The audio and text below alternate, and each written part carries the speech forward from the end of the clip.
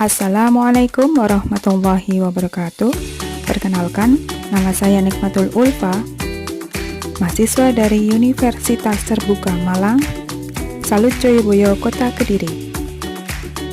Dengan prodi Pendidikan Guru Sekolah Dasar kelas C dan NIM 860229324. Video ini digunakan untuk mata kuliah praktikum IPA di SD dengan dosen pengampu Ibu Crescentiana Firija Nuri Wulandari, SPD, MPD. Pada kesempatan kali ini, saya akan mempraktikkan modul 1, kegiatan praktikum 3, perkembangbiakan tumbuhan pada bunga sepatu. Mari kita simak bersama kegiatannya. Alat dan bahan yang digunakan pada praktikum kali ini yaitu 1.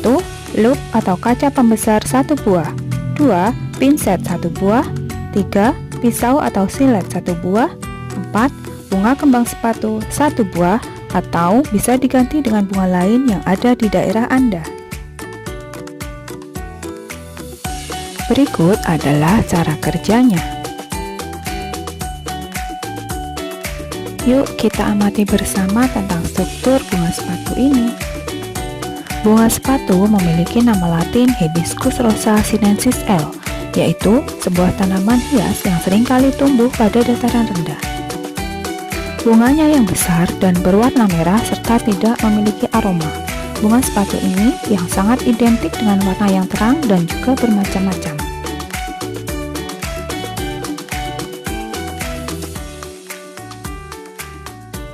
Bunga sepatu ini terbagi menjadi kultivar dan hibrida yang dapat berupa bunga tunggal atau mahkota selapis. Bisa juga bunga ganda atau daun mahkota berlapis yang berwarna putih sampai kuning, orange sampai merah tua atau merah jambu. Perhatikan baik-baik ya, bagian kelopak, mahkota, benang sari, putik, dan dasar bunganya.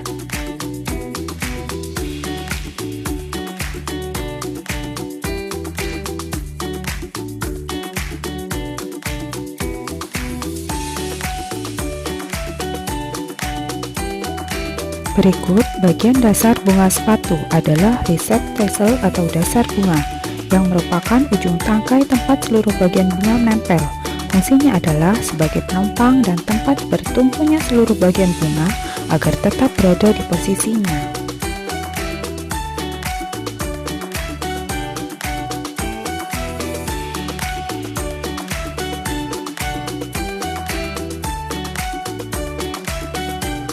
Ini adalah bagian dari kelopak bunga sepatu, adalah bagian dari bunga yang melindungi bagian dalamnya, terutama mahkota bunga saat masih kuncup. Kelopak ini umumnya berwarna hijau, mirip dengan daun, dan berada di bagian bawah mahkota bunga setelah mekar.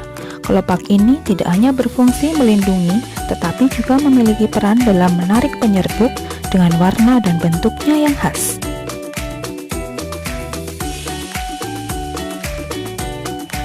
Selanjutnya adalah mahkota bunga sepatu, terdiri dari daun mahkota yang berfungsi sebagai bagian paling mencolok dari bunga untuk menarik serangga dan membantu proses penyerbukan. Mahkota bunga sepatu juga memiliki kelenjar madu yang memproduksi nektar untuk menarik serangga, serta organ reproduksi seperti benang sari dan putik yang terdapat di dalamnya.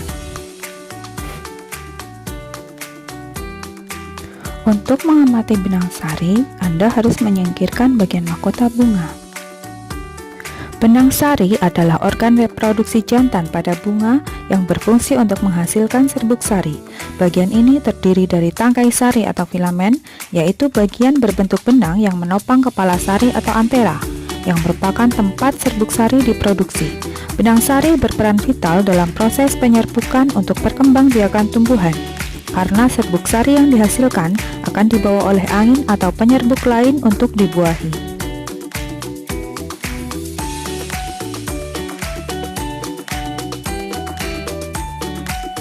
Bagian-bagian benang sari. Yang pertama, tangkai sari atau filamen. Bagian ini berbentuk seperti benang yang berfungsi menopang kepala sari dan memposisikannya agar lebih mudah menjangkau penyerbuk. Yang kedua adalah kepala sari atau antera. Bagian ujung tangkai sari tempat serbuk sari terbentuk dan disimpan. Di dalam kepala sari terdapat ruang-ruang sari atau mikrosporangium yang mengandung sel induk serbuk sari. Fungsi benang sari diantaranya 1. Menghasilkan serbuk sari, 2. Menyimpan gamit jantan, 3. Memfasilitasi penyerbukan, dan yang terakhir, mereproduksi.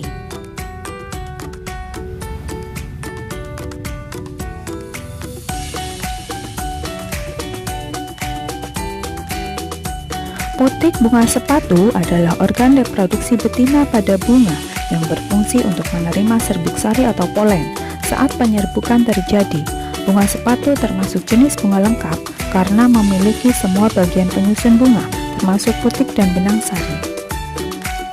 Putik pada bunga sepatu terdiri dari beberapa bagian utama, yaitu kepala putik atau stigma, bagian ujung putik yang bertekstur lengket atau berbulu untuk menangkap serbuk sari, tangkai putik atau stilus, batang berbentuk tabung panjang yang menopang kepala putik. Tangkai putik pada bunga sepatu panjang dan ramping dan dikelilingi oleh tangkai sari. Bakal buah atau ovarium, bagian dasar putik yang menggelembung dan mengandung bakal biji. Bakal biji atau ovulum berada di dalam bakal buah dan mengandung sel telur betina. Bakal biji akan menjadi biji setelah terjadi pembuahan. Kesimpulan dari praktikum mengamati bunga sepatu adalah bahwa bunga ini termasuk bunga sempurna dan lengkap, memiliki struktur dasar kelopak, mahkota, benang sari atau alat kelamin jantan, dan putik atau alat kelamin betina. Praktikum ini juga menunjukkan bahwa bunga sepatu biasanya berkembang biak secara vegetatif, karena posisi putik yang berada di atas benang sari menyulitkan penyerbukan alami. Demikian hasil dari praktikum dan pengamatan yang telah dilakukan. Semoga bermanfaat untuk Anda. Terima kasih dan wassalamualaikum warahmatullahi wabarakatuh.